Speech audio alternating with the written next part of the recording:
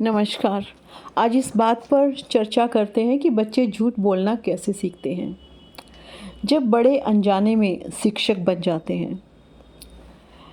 देखिए, जब भी कोई बच्चा झूठ बोलता है तो अक्सर घर में पहला प्रश्न उठता है, इसे झूठ बोलना किसने सिखाया।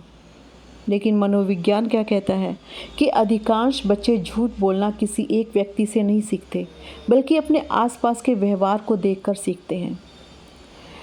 प्रसिद्ध मनोवैज्ञानिक एल्बर्ट ने सामाजिक अधिगम सिद्धांत दिया, जो कहता है कि बच्चे केवल निर्देशों से नहीं बल्कि दूसरों को देखकर और उनकी नकल करके सीखते हैं।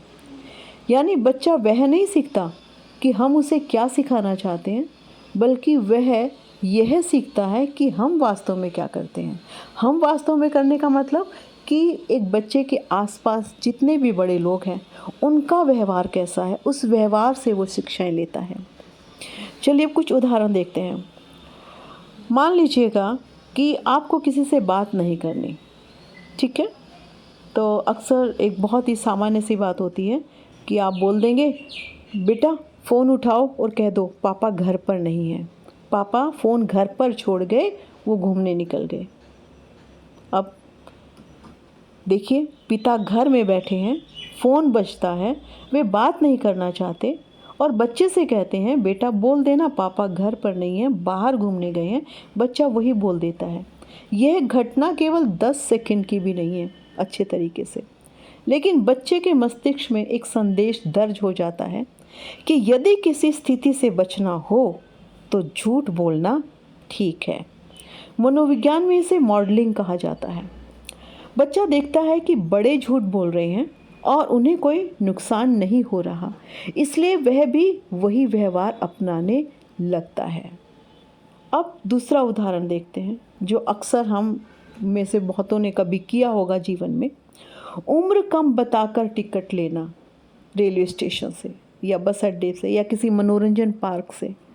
माता पिता कहते हैं कि अगर कोई पूछे तो कहना तुम्हारी उम्र 5 साल है, जबकि बच्चा 8 वर्ष का होता है।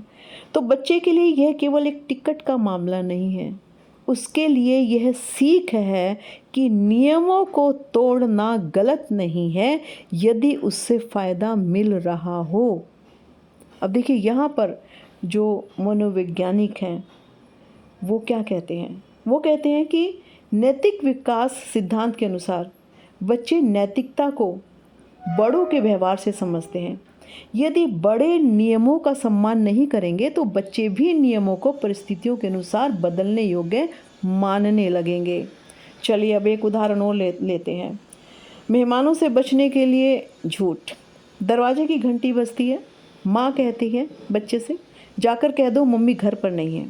बच्चा दरवाजे पर जाकर वही कह देता है। अब उसके मन में प्रश्न उठता है कि अगर मम्मी यही है तो मैं ऐसा क्यों कह रहा हूँ। धीरे धीरे बच्चा समझ जाता है कि सच बोलना हमेशा ज़रूरी नहीं है। जब सुविधा और सत्य में संघर्ष हो तो सुविधा को चुना जा सकता है और यहीं से सत्य का मूल्य जो है कमज़ोर होने लगता है। एक और जो विद्यालयों के अंतर्गत तो बहुत धड़ल्ले से ये प्रयोग किया जाता है कि जब किसी बच्चे की छुट्टी करानी है, स्कूल की छुट्टी के लिए झूठा आवेदन दे देते हैं।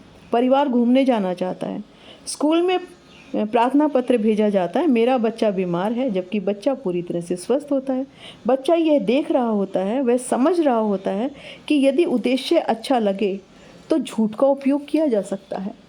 कुछ वर्षों बाद वही बच्चा कहता है कि होमवर्क पूरा था, बस कॉपी स्कूल में रह गई, या मैंने पढ़ाई की थी लेकिन पेपर बहुत कठिन था। और फिर बड़े लोग जो हैं आश्चर्य करते हैं कि बच्चा कैसे कैसे बहाने बना रहा है। तो वो सब हमने ही सिखाया है उसको। आसपास के व्यवहार से बच्चा देख रहा है, आपके छोटे से छोटे व्यवहार को बच्चा नोट करता है, क्योंकि उसके पास बहुत कुछ सोचने के लिए नहीं है, वो केवल आसपास के व्यवहार को समझता है। इसके अलावा आप किसी दुकान में गए, मान लो बच्चा खिलौना मांगता है लेकिन माता पिता ख़रीदना नहीं चाहते। वे कहते हैं हमारे पास पैसे नहीं हैं, या कोई भी और चीज़ हो सकती है। लेकिन बच्चा जानता है कि कल ही घर में कोई और सामान ख़रीदा गया था। बच्चे का मस्तिष्क बहुत तेज होता है, वो इस विरोधाभास को तुरंत पकड़ लेता है। मनोवैज्ञानिक इसे कहते हैं मानसिक असंगति। जब बच्चे को शब्द और व्यवहार में अंतर दिखाई देता है तो उसका विश्वास कमज़ोर होने लगता है। वह सीखता है कि सच को परिस्थितियों के अनुसार बदला जा सकता है। और सबसे महत्वपूर्ण बात यह है कि झूठ बोलना केवल शब्दों का व्यवहार नहीं है, यह विश्वास का विषय है। यदि बच्चा बार बार देखता है कि बड़े लोग छोटी छोटी सुविधाओं के लिए असत्य का प्रयोग करते हैं तो उसके लिए झूठ सामान्य व्यवहार बन जाता है।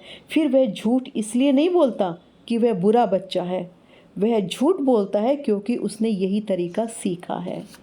याद रखिएगा इस बात को, बच्चे हमारे उपदेश नहीं, हमारा आचरण याद रखते हैं।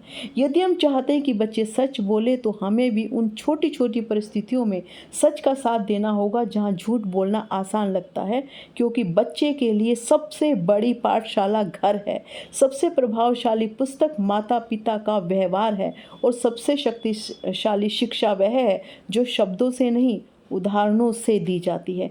इसलिए अगली बार जब हम बच्चे से ईमानदारी की अपेक्षा करें तो पहले स्वयं से पूछना होगा कि क्या हम दैनिक व्यवहार में ईमानदारी रख पा रहे हैं।